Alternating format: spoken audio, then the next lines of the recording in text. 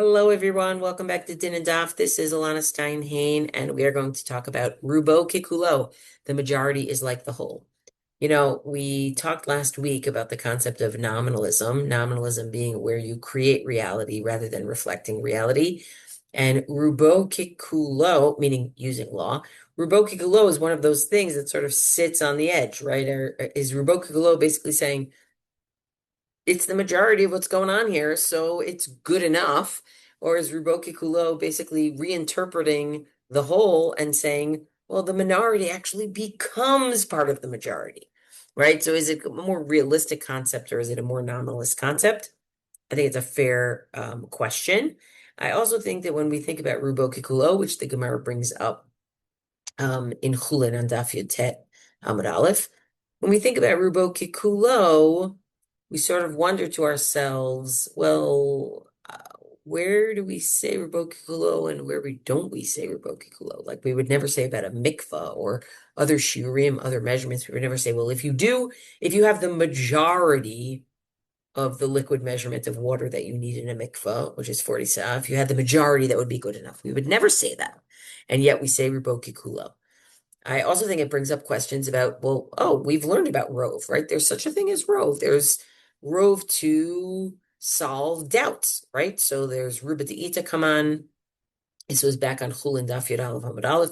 Ruba De'ita come on, a Rove that's in front of me. How many of these stores are kosher? If I find a piece of meat on the ground, in the street, is that something I consider kosher? Well, how many stores are kosher? Is the Rove is kosher? Does that indicate that I can resolve the doubt as to whether this is that a good enough legal way to resolve the doubt as to whether this meat is kosher that I found? There's also Ruba Deleta come on, right? A Rove that's not in front of me, meaning what do I presume about most people? What do we presume about most situations? What do we presume, right? So are most people fertile, for example? And that's also a question of resolving a doubt or legal presumptions in a situation where things are not or were not crystal clear. So what does Rubbo kכולו have to do with that world? Does it have something to do with that world, or are these all sort of disparate worlds out there? So I think we're going to get into that a little bit today, and start with the Gemara that actually tells us how we know the din of Rubbo kכולו. It's not going to tell us why it is the case that Rubbo kכולו, but it is going to tell us how we know that there is such a law. And it actually comes from the world of Nizirut. When a Nazir comes into contact with a dead body, they are going to have to shave and go through a purification process. Actually, I said it in the wrong order. They're going to have to go through a purification process and shave. And the way the Torah says it is it doubles the language about the shaving. It says, V'chiyamut meit alav, we're in Bamidbar, Perek alav, V'chiyamut meit alav befeta pitom. If somebody suddenly dies in the proximity of the Nazir, v'timei rosh nizro, and it makes them tameh, it makes them ritually impure. V'gilach rosho biyom tarato. On the day of purification, he's going to shave his head. On the seventh day, he will shave it. Why do you have to say both on the day of his purification and on the seventh day? We've now doubled it up. The Mishnah in Negaim says that you should know something you should know about the Metzora, and not only the Metzora, but the Nazir. Something you should know about the Nazir, not only the Nazir, but also the Metzora and the Levium in the Midbar, when they were being swapped out for the firstborn because of what had happened at the golden calf, because the firstborns had participated and the Levites had not. The Mishnah wants you to know there are three categories of people who have a mitzvah of shaving: the Nazir, the Metzora, and the Levium in the wilderness, right? The Kulan Shagilchu, and all of them, if they did it Shelo B'tar, not using a razor, right? We're not talking about on their faces, right? If they did it not using a razor, O Sheshiru Shtei Sarot, or if they left two hairs, Lo Asu Klum, it's invalid. So the Gemara says, based on this, the fact that we are so, we need to make certain that the Nazir shaves every hair,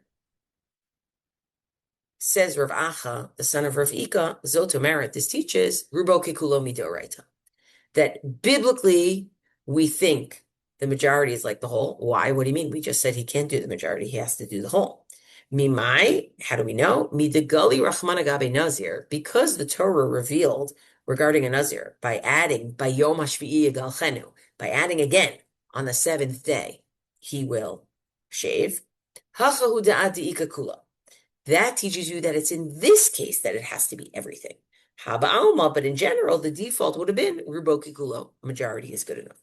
So this Gemara in Nazir, Daf Mem Bet Amud Aleph, tells us how we know that there is a that there's a presumption of Rubo Kikulo, but doesn't really tell us much about that presumption. Like, what is that presumption based on? Why do we even have that presumption? So in order to understand that, you have to go to the Achronim, right? By Achronim, I basically mean people 16th century and on, but specifically, I want to look at a very well-known Reb Chaim, and Reb Chaim Halevi Soloveitchik is the founder of the Brisker method of Gemara study, which often divides things into multiple tracks, right? Tries to see multiple tracks within an area of halakha or even a particular performance, particularly, and we're going to hear that. We're going to see that here too, because Reb Chaim starts off by telling us, I want to tell you there's two types of rov, right? There's actually two big categories of rov, right? Two big categories of majority. What do we mean? Dine beruba, he says, when it comes to rov, ika tre gavne, there are two types. Aleph, the first one, shehu mevarer umachriyat safek, something that resolves doubt, right? Like the examples I gave before. Ruba de'ita, come on, a rov that's in front of us. How many of these is the majority of these restaurants? Are the majority of these restaurants kosher? And will that help me know what the identity of this meat is in terms of kashrut? Or ruba deleta, come on, what can I presume about the majority of people or the majority of a particular group or the majority of a particular type, right? How will that help me resolve a doubt that I have, that I'm not sure about, something I'm not sure about? So that's one kind of rov, he says. And then there's the kind of rov, b'midi de lo shayach klal safek, where there's no safek, there's no doubt. Kigon b'shchitat simanim, like when you're cutting the when you're slaughtering and cutting the windpipe in the esophagus. To Kaimelan, there we say, Rubo Kikulo, that the majority is as though you've done it all. V'chein b'ta'aruv lach belach. Same thing if we have a mixture of permitted and forbidden liquids. Dibatal beruba, where we say the forbidden part can, if the majority is permissible, the forbidden part ends up being nullified. Avogav de'eno safek klal. There's no safek. In the case of partial simanim cutting the majority, that there's a minority that's not cut.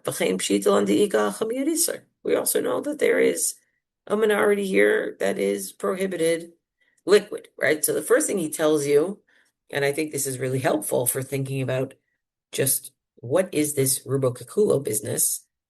Rubo Kekulo is not the same as this Ruba De'ita Kaman, Ruba Deletka. It's not the same thing. Those are to resolve doubts, sfikot, uncertainties. This is something else, okay? And he wants to know where this something else comes from. And he says, where does this kind of rov come up? The rov that's not about resolving suffix. He says, he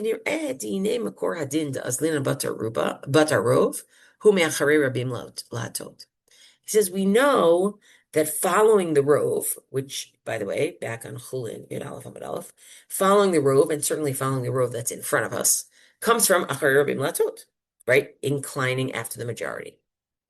V'sham matzinu shnei dinim nifradim, and they're actually two different laws. V'al shnehem din echad me'acharei rabim latot, and actually both of them, right, have one law based on Acharei Rabin Latot. Avdin Yanehem Nifradim Hima, even though they're separate. So he says, let me explain. Dinei b'dinei mamonot ba'inan gimel dayanim u'b'dinei nefashot kafkim. When it comes to financial matters, we need three judges, and when it comes to capital cases, we need 23. Now, when you go into the Gemara in Sanhedrin, it tells you the reason you know that is because of Acharei Rabim Latot. You know that because you're actually going to have to have, you can't have it be even. And then it goes further in terms of not having it be even. V'nei kashen, he says, I don't understand. Echaz linan batar rov. How could I possibly follow the rov in these cases? Meaning the rov of the judges. Hachaser minyan hasanhedrin, v'chaser mispar dayanim. If you have a law that tells you have to have a certain number of judges in a particular case, and they're not ruling unanimously, but they have different verdicts, and you're following the majority, aren't you missing part of your Beit Din? Right? Aren't you missing part of your Beit Din? Now, it's interesting because you could just say you need 23 to hear the case, right? He's saying, well, I would think you need 23 to rule on the case. And if they're not ruling the same way, aren't you missing some number from your court? Let's say the majority on that court is right. Like in truth, they're really right about the verdict. It doesn't matter. The minority says the opposite. They don't know that rule, right? Meaning, in other words, they don't recognize that as the law. And they're not adjudicating that way. Aren't you missing part of your Beit Din? Right? Again, he's focusing on the number of the Beit Din to be the number for the verdict rather than just the number for hearing the case and discussing the case. Elavadai Pshite says, no, it's simple. Sanhedrin, right? Since there is a law from scripture that you need a certain number of judges, right? And we also have the law of Yeshlan, we also have the law of following the majority of judges. If so, it must be that the minority and the majority are synthesized. And altogether they give the verdict. And that must mean that what we're really saying is that the majority of judges is as though it's all of them. If that's the case, kol minyan Sanhedrin, you have the whole Sanhedrin together, even though, let's say, 10 of them disagree. And Sanhedrin here, I'm just saying a court, not necessarily the Sanhedrin HaGedolah. And what we learn from this is Demahani Ruba b'Sanhedrin, that Rov works in a court, v'chashav Ruba kekula, and the Rov is like the majority. U'miyut nitapech kemo harov v'nesa k'harov, and the minority of judges who disagree, they're turned into the majority, right? And they become like the majority, right? So it's very interesting to learn it from here that you're basically saying you need a certain number of judges. So I would think it would have to be unanimous. If it doesn't have to be unanimous, it teaches you that obviously you are absorbing the minority into the majority, right? I want to go back to this question of nominalism versus realism. It's one thing if you said, well, you actually only need Rov and that's it. But to suggest that you're absorbing the minority into the majority and they're becoming like the majority, that right there, we're in a nominalism zone, right? It's one thing to say, okay, if the majority says this, it's as though the other ones aren't there, right? Which, by the way, is something that Tosfot say, and Reb Chaim quotes them earlier. It's as though they're not there. So you say, okay, once you have the majority there, but for Reb Chaim, he needs to have them all there, right? So he has to absorb them. So he gives us a little bit of a logic, right? We have basically two logic models. One is to say Rov is enough. Another is to say Rov actually transforms the miyut. And Reb Chaim is going with the latter. But in teaching us this, he also wants to make clear how Rubo Kikulo is not related to the world of Suffolk.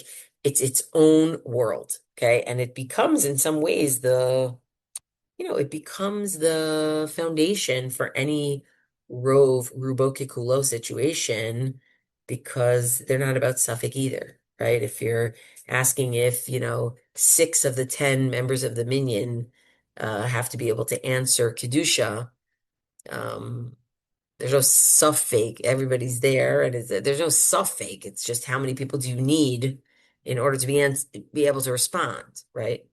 So he says, "When it's inspired to be Sanhedrin, ikatrei ruba, you actually end up having 2 rows if you're sitting in a courtroom, right? Chadel inyan etzem hadin. One is, are the judges allowed to follow the rove in terms of trying to understand what actually happened in the case, right? Ubiru amitat hadin, azlina batarov. In some cases, you would say we follow the rove in just trying to figure out what's the resolution. What's the resolution of some doubt or some uncertainty in the case? V'od le'inyan hadin shel mispar kav gimel, and also when it comes to the 23 judges, do we azlina batarov mishim ruba kakulo? Would we follow the um, verdict of the majority there because of rubo kikulo, right? Which is 2 different things. So that's sort of one piece of it, of the question of Rove's relationship to Rove. Rubo Kikulo's relationship to Rove. That one's about Suffolk. This is about something else. It's actually transforming the other piece into it, right? Okay. What about the question of the places where we don't say Rove? So, like, why are we saying Rubo Kikulo here? And we wouldn't say it about the waters of a mikvah. So I want to give one answer, and I put another answer on the sheet also, but I'm more compelled by this answer. The answer I want to give comes from the Chatam Sofer, right? The Chatam Sofer, founder of Haredi Judaism. And he says as follows: Lufi Anyutati, he says, I think, in my humble opinion, that Lo Shayach Rubo Kikulo Elamitoch Kulo. He says, I think in order for something to be Rubo Kikulo, the majority is like the whole. You have to have the whole there, right? Like the whole has to be there, meaning the WHOLE has to be there. The Sanhedrin Yalfina de Ba'inan Rove Mitoch Kol. Because when it comes to the Sanhedrin, for example, when we say we're following the majority, it's all the judges are there and we're following the majority's verdict. Avalim lo nitva'adu rak Rove Sanhedrin, but if most of the court only most of the court showed up in the first place, in Oklahoma, that wouldn't be anything, right? Le'olam shedanin hamiut batar harov, right? This is always the case, right? When we're going to have the miut, the minority, follow the majority, right? That's aval kulo bifaninu, but the whole is in front of us, right? Like it's there. Kigon yud hava eda ledavar shebikdusha. For example, you say 10 is the amount you need for a minyan. Vim zayin mehem lo shamu kaddish u'baruchu, and if 7 of them haven't heard kaddish and baruchu yet, nimshach hamiut achar harov. The minority will follow the majority. Aval im rak nitva'adu zayin, if only 7 of them showed up in the first place, lo amrina davar shebikdusha, you wouldn't let them say kaddish, you wouldn't let them say baruchu, you wouldn't, right? Meaning, when you're talking about a Rubo Kikulo situation, you have to actually have the other stuff there, right? So you can't say, as long as you have rove of mikvah water, it's good enough, right? No, you need to have you need to have all of it, right? You need to have all of it there. So I hope that this has helped a little bit. Just, sometimes we have these concepts that just, they all bleed into each other. And we leave them out. There's just, and it's actually important to separate them from each other. I think one other thing that I want to add is, we don't always say that you require rove in order to be all. I mean, what's really interesting is, if God forbid someone's had the unfortunate situation of sitting shiva, you get up from Shiva, one gets up from Shiva after Shacharit on the seventh day. Why? Because we say, Miktsat Hayom Kekulo. Part of the day is like the whole day. So, there's a whole world of all of this, but I hope this helps sort of peel certain things back.